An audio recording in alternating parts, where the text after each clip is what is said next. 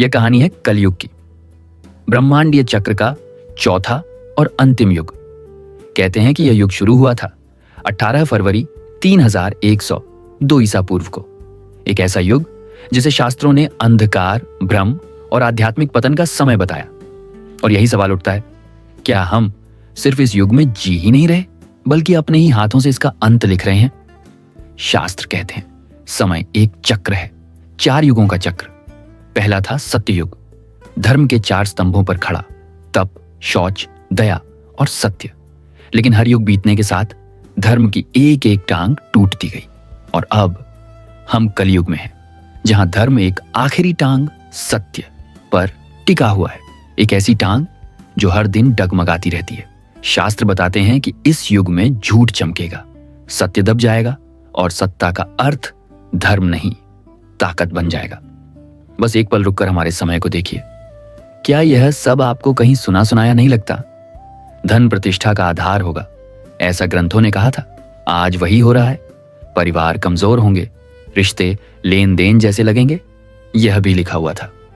प्रकृति नष्ट होगी, नदियां दूषित होंगी, जंगल कटेंगे। आज ये भविष्यवाणी नहीं, सच्चाई बन चुकी है। ये समस्याएं अलग नहीं हैं, ये उसी कहानी की लहरें हैं जो कलयुग के बारे में कही गई थीं। लेकिन क्यों, और इसका अंतिम अर्थ क्या है? शास्त्र कहते हैं कलयुग कोई सजा नहीं, यह हमारा दर्पण है, हमारी सामूहिक चेतना का प्रतिबिंब। आज हमारे मन की लालच, हमारी बेचैनी, हमारा अंधकार, सब कुछ बढ़कर दुनिया का रूप ले रहा है। हमारे पास शक्ति बढ़ गई है, लेकिन आध्यात्मिक समझ पीछे छूट गई। यही असली संघर्ष है। अंत बाहर नहीं, हमारे भीतर है।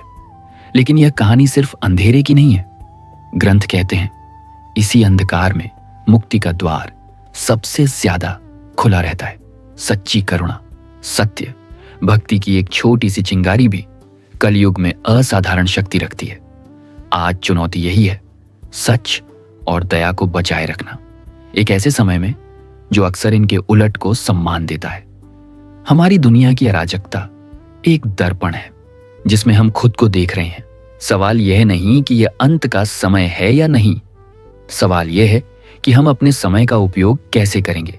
क्या हम बह जाएंगे या फिर सचेत होकर रोशनी का चुनाव करेंगे? आपके चुनाव, आपकी जागरूकता, आपकी भीतर की अग्नि, यही इस अंधकार का असली उत्तर है। अगर यह यात्रा आपको छू गई हो तो हमारे साथ बने रहिए। हम मिलकर इस कहानी के अगले अध्याय को खोजेंगे।